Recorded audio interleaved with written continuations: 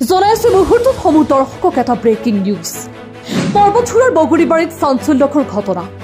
বগৰীবাৰীৰ ঐতিহাসিক 25 হাত কালী মূৰ্তিৰ মন্দিৰত অঘটন। মন্দিৰটোৰ ভিতৰত আপত্তিজনক মাংস ৰখা কেন্দ্ৰ কৰি উত্তপ্ত পৰিস্থিতি। ঘটনাত জড়িত দোষীক অতি শীঘ্ৰে কৰায়ত্বৰ দাবীত উত্তপ্ত পৰিস্থিতি। উত্তেজিত ৰাইজে কিছু সময়ৰ বাবে 17 নং ৰাষ্ট্ৰীয় ঘাইপথ অৱৰোধ কৰে। অৱৰোধস্থলীত উপস্থিত পৰ্বতচূড়া মহকুমাধিপতি মহকুমা আৰক্ষী বিষয়া।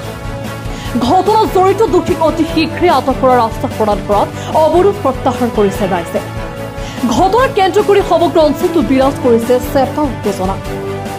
নিউজ ডেস্ক ৰিপৰ্ট, প্ৰতিদিন লাইভ। বচিদাত কালী মন্দিৰত আজি ৰাতিপুৱাৰ ভাগত শুনা পালোঁ যে ইয়াতে যিটো আমাৰ সমাজত নচলে তেনেকুৱা ধৰণৰ কিবা এটা মাংস মন্দিৰৰ ভিতৰত মাংস টোপলা এটা দলিয়াই কোনোবা দি থৈ গৈছে কোনোবা দুষ্কৃতিকাৰীয়ে। কিন্তু এইটো শুনাৰ পিছত আমাৰ প্ৰশাসন বিভাগৰ মানুহখিনি এতিয়ালৈকে ইয়াত আহিছে যদিও মাংস টোপলাটো তাৰ পৰা উদ্ধাৰ কৰি কিন্তু এতিয়ালৈকে এইটো কিহৰ মাংস হয়, কি কাৰণত দিয়া হৈছে, এইটো কোনো এতিয়ালৈকে ইয়াত কোনো ধৰণৰ আমাক অৱগত কৰা হোৱা নাই। আৰু ঘটনা হ'ল মন্দিৰ ইমান ডাঙৰ এটা মন্দিৰ, আমাৰ হিন্দু ধৰ্মৰ এটা মানে আস্থাস্থলী। ইয়াত এই ইমান ডাঙৰ মন্দিৰখনত CC কেমেৰা যিখন লগোৱা আছে সেইখনো বিকল হৈ আছে। এইটো কিহৰ কাৰণে বিকল হৈ আছে? কাৰণ ইয়াত এইটো তাৰ কাৰণে বিকল হৈ আছে, তাৰ মানে মন্দিৰ পৰিচালনা কমিটিৰ কিবা হেৰি আছে নেকি? নিশ্চয় তেখেতসকলৰ হেমাহি আছে, কাৰণ বিগত সময়ত আৰু দুবাৰমান তেনেকৈ চুৰি কাৰ্য ইয়াত সংঘটিত হৈ গৈছিল। কিন্তু তথাপিও তেখেতসকলে এতিয়ালৈকে মানে কোনো ধৰণৰ গা নলৰা মানে তেখেতসকলৰ মানে গতিবিধিটো তেনেকৈ পৰিলক্ষিত হৈছে। কিয় অৱৰোধ কৰিলে? ৰাজপথ এইকাৰণে অৱৰোধ কৰিব লগা হৈছে, আমি বাধ্য হৈছোঁ। কাৰণ ইয়াত প্ৰশাসন বিভাগৰ মানুহ আৰু আমাৰ মন্দিৰ পৰিচালনা সমিতিৰ মানুহখিনিয়ে ইয়াতে বহি মন্দিৰ প্ৰাংগণতে বহি তেখেতসকলে এটা শান্তিপ্ৰিয়ভাৱে তেখেতসকলে আলোচনা বিলোচনা কৰি আছে। কিহৰ কাৰণে শান্তিপ্ৰিয়ভাৱে আলোচনা বিলোচনা কৰিব পাৰে? আৰু তেখেতসকলৰ মুখত মই আলোচনা কৰি থকা অৱস্থাত মুখত হাঁহি দেখা পাইছোঁ। হাঁহি কেনেকৈ আহিব পাৰে? এই হাঁহিটো কেনেকৈ আহিব পাৰে? ইয়াত আমাৰ সন্দেহৰ আৱৰ্তত আছে এই কথাখিনি। ক'ব গ'লে মন্দিৰ পৰিচালনা সমিতিৰ ইয়াত কিবা হেৰি থাকিব পাৰে নেকি? নিশ্চয়কৈ আমি সেইটো ক'ব নাযাওঁ, কিন্তু হয়তো হ'বও পাৰে, মেবি। ঘটনাটো একচুৱেলি কি হৈছে আমি এতিয়ালৈকে প্ৰকৃত কথাটো গম পোৱা নাই। কাৰণ মোক যেতিয়া মন্দিৰ মেনেজমেণ্ট কমিটিৰ তৰফৰ পৰা বা OC বগৰীবাৰী যেতিয়া ফোন কৰিলে, বাইদেউ ইয়াতে এটা ইছ্যু হৈছে, কি হ'ব পাৰে, এজন মেজিষ্ট্ৰেট থাকিলে ভাল হৈ গ'লে। তো মই পুলিচ আৰু মানে কি বুলি কয় আমি প্ৰশাসনৰ পৰা দুই পক্ষ আহিছোঁ আৰু মন্দিৰ মেনেজমেণ্ট কমিটিৰ পৰাও আহিছে। তাকে দেখি আমাৰ ওচৰ চুবুৰীয়া ৰাইজো আহিছে। দেখা গৈছে যে মন্দিৰৰ মানে প্ৰাংগণৰ ভিতৰত মানে এটা পেকেজত মানে মিট পোৱা গৈছে। সন্দেহ কৰিছে, এতিয়ালৈকে আমি কনফাৰ্ম নহয় এই সম্পৰ্কে। আমি কি কৈছে যিটো পেকেট পোৱা গৈছে, পেকেটটো আমাৰ পুলিচে এয়া কৰি ভেটেনেৰী অফিচাৰো আহিছিলে, তেখেতেও মানে কনফাৰ্ম ক'ব পৰা নাই। এইকাৰণে আমি ফৰেঞ্চিকৰ কাৰণে ব্যৱস্থা কৰা হৈছে। আৰু লগতে এই কাৰ্যটো কোনে কৰিছিলে সেই সম্পৰ্কে পুলিচ আহিছে, তেখেতলোকে ইনভেষ্টিগেশ্যন কৰি আছে।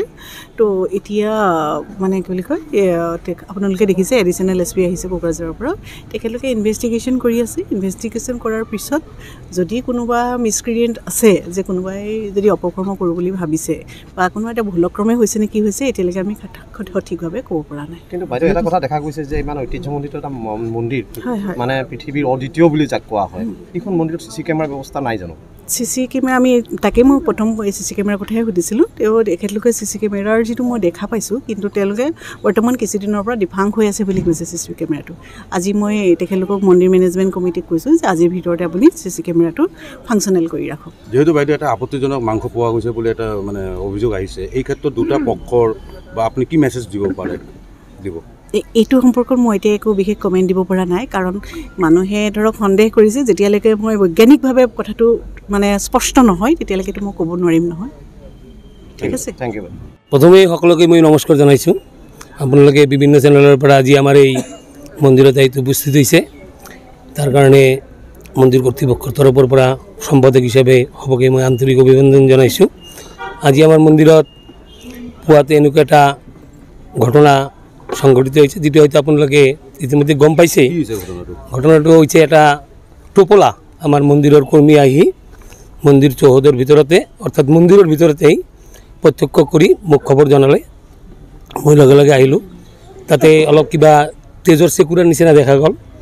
লগে লগে মই আমাৰ কাৰ্যকৰী সভাপতি আমাৰ সহ সম্পাদক আৰু ওচৰ পাজৰে যিবিলাক আমাৰ সদস্য আছে তেওঁলোকক মাতিলোঁ তেওঁলোকে কোনোবা হয়তো আহোঁতে অলপ পলম হৈ গ'ল কাৰ্যকৰী সভাপতিৰ লগে লগে আহিছে তেখেতৰ লগত পৰামৰ্শ কৰিলোঁ তেখেতে ক'লে বস্তুটো আগত কি আছে ভক্তইতো কিন্তু বস্তু এনে থৈ যাব পাৰে তে ঠিক আছে আগতে আমি তেনেকুৱা হেৰি নকৰি বস্তুটো অলপ বাহিৰত লৈ চোৱাটোৱে ভাল হ'ব নেকি সেই হিচাপে তেওঁ কৈ ওলাই গ'ল লগে লগে আমাৰ সহ সম্পাদক তাপস ঘোষ মহোদয় আহিলে তেখেতে ক'লে যে এই বস্তুটো অলপ বাহিৰত লৈ মই চাওঁ তে বৈ চাওয়াটোৰ লগে লগে দুটা মাংসৰ টুকুৰা তাত দেখা গ'ল আৰু এইটো লগে লগে প্ৰশাসনক অৱগত কৰা হ'ল বগৰীবাৰী থানাত অচি আৰু উচ্চ পদস্থ বিষয়া DPO ছাৰ কোকৰাঝাৰৰ পৰা পুলিচৰ বিষয়া আমাৰ পৰ্বতঝৰাৰ মাননীয় SDO মহোদয়া আহি উপস্থিত হৈছে সকলোৱে ঘটনাৰ অনুবেক্ষণ কৰি তদন্ত কৰি যিটো বিহিত ব্যৱস্থা লোৱা যাবি বুলি আমাক অৱগত কৰাইছে তেওঁলোকে অনুসন্ধান চলাই আছে